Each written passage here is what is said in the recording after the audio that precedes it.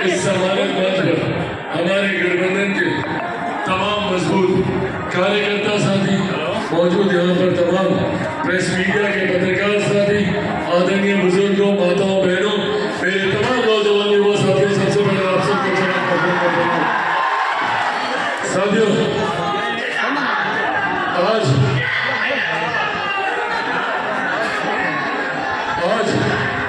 आप लोगों के सामने आज आप लोगों के सामने एक दो महत्वपूर्ण जानकारी साझा करने आया हूं। आप सब जानते हैं कि देश में 3 चरण का मतदान हो चुका है और इस 3 चरण के मतदान के बाद एक बात स्पष्ट है, एक बात तय है कि जब 4 तारीख को ईवीएम मशीन खुलेगी तो हमारे मौजूदा प्रधानमंत्री आदरणीय नरेंद्र मोदी जी तीसरी बार देश के प्रधानमंत्री बनने की शपथ लेंगे। साथियों, जब ये बात तय है कि हमारे प्रधानमंत्री जी तीसरी बार प्रधानमंत्री बनने जा रहे हैं, तो ऐसे में हम सब की जिम्मेदारी, हम सब की जवाबदेही बढ़ जाती है कि हम लोग एक ऐसे प्रत्याशी को यहाँ से जिता कर भेजे, अपना प्रतिनिधित्व एक ऐसे सांसद को सौंप कर भेजे जो जब यहाँ से जीत कर जाए तो प्रधानमंत्री के ठीक बगल में बैठकर आप लोगों की समस्या का समाधान करने का काम करें। और आज सुनियोजित तरीके से, विधिवत तरीके से इस व्यवस्था का निर्माण कराया जा रहा है कि कैसे आप सबकी जमीन जायदाद संपत्ति हड़प ली जाए। आज इनहेरिटेंस टैक्स के माध्यम से, क्या है ये इनहेरिटेंस टैक्स? विरासत पर टैक्स लगाने की सोच कांग्रेस, राजद और इनके तमाम घटक दल के नेता ये योजना बना रहे हैं कि विरासत पर टैक्स लगाया जा सके। आप लोगों की जो भी जमीन जायदाद है, एक गरीब किसान की छोटी जमीन हो या एक गरीब मजदूर की छोटी संपत्ति हो या महिलाओं का जेवर गहना आभूषण हो, उस पर भी अब कर लगाकर 55% हिस्सा कांग्रेस और राजद के लोग अपने खजाने में भरने की सोच रख रहे हैं। ये लोग चाहते हैं कि उस पर कर लग जाए और वो टैक्स 55% का आप लोगों पर लगाकर आप लोगों की जमीन जायदाद कांग्रेस और राजद के लोग अपने खजाने में भरना चाहते हैं और इस बात को छुपाने के लिए झूठ बोलने का काम करते हैं। आज इस मंच से आप लोगों को यह विश्वास दिलाता हूं कि जो झूठ कांग्रेस के नेता राहुल गांधी हो या बिहार में राजद के तमाम नेता हो, ये लोग सिर्फ झूठ बोलकर डराने का काम करते हैं। क्या बोलते हैं? कभी कहेंगे संविधान समाप्त हो जाएगा, कभी कहेंगे आरक्षण समाप्त हो जाएगा और कभी बोलेंगे लोकतंत्र की हत्या कर दी जाएगी। ये लोग बोलेंगे लोकतंत्र के बारे में जिन लोगों ने सन 75 में आपातकाल लगाकर सही मायनों में लोकतंत्र की हत्या करने का काम किया। आज ये लोग लोकतंत्र की दुहाई देने की बात करते हैं। ये वही लोग हैं जिन्होंने हम सब के मौलिक अधिकार तक छीनने का काम किया और आज ये लोग झूठ बोलने का काम करते हैं। संविधान डॉक्टर बाबा साहेब भीमराव अम्बेडकर का बनाया हुआ ये संविधान है, दुनिया की कोई ताकत नहीं है। जब तक चिराग पासवान जिंदा है, ना संविधान को कोई खतरा है, ना आरक्षण को कोई खतरा मिलता है ना, सबसे पहले ये छीनने का काम करेंगे। अगर ये कांग्रेस, राजद ये लोग आ गए, सबसे पहले 5 किलो अनाज जो दिया जाता है उसको बंद करने का काम करेंगे। जो उज्ज्वला गैस दी जाती है उसको छीनने का काम करेंगे। आयुष्मान पर जो 5 लाख रुपए का मुफ्त इलाज होता है उसको बंद करवाने का ये लोग काम करेंगे।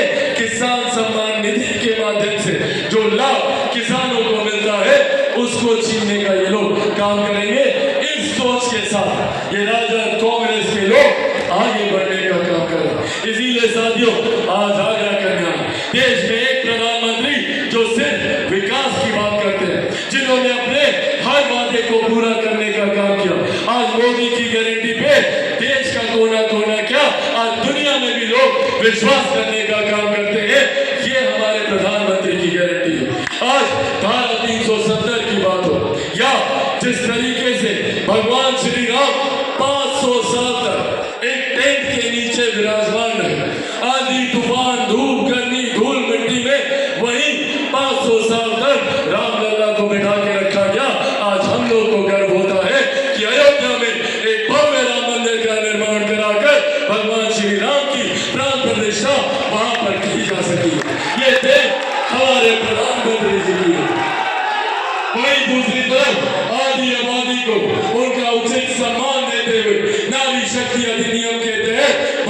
संसद में उनका उचित प्रतिनिधित्व हो सके, इस संकल्प को भी पूरा करने का काम हमारे प्रधानमंत्री जी ने किया। इसीलिए साथियों आज ये आग्रह करने आए हैं और आज हम लोग की जवाबदेही ज्यादा बढ़ गई है।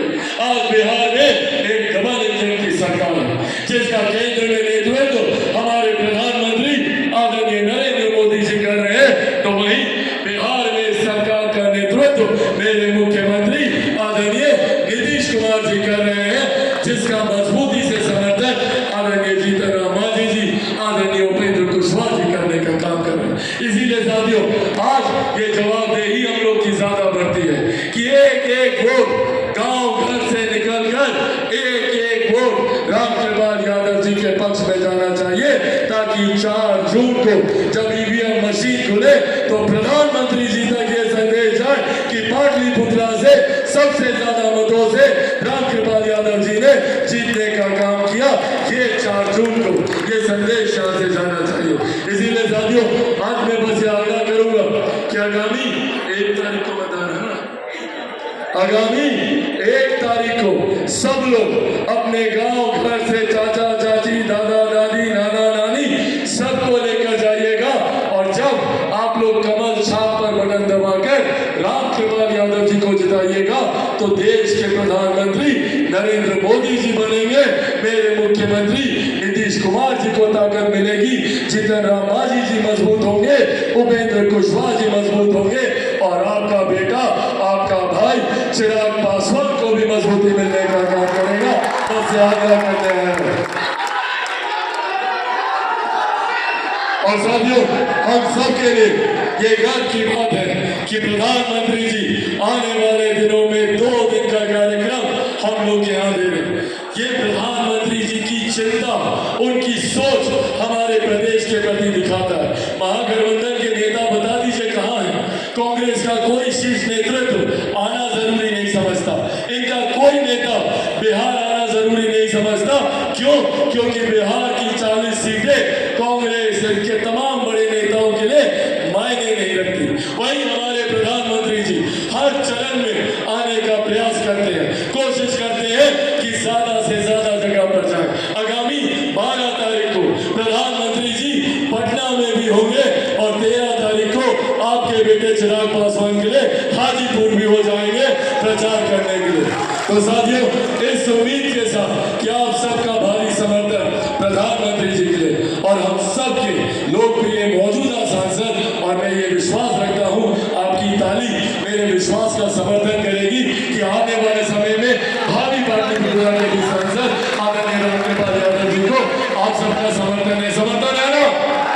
एक बार दोनों हाथ उठाकर जोरदार ताली से अपना आशीर्वाद देने।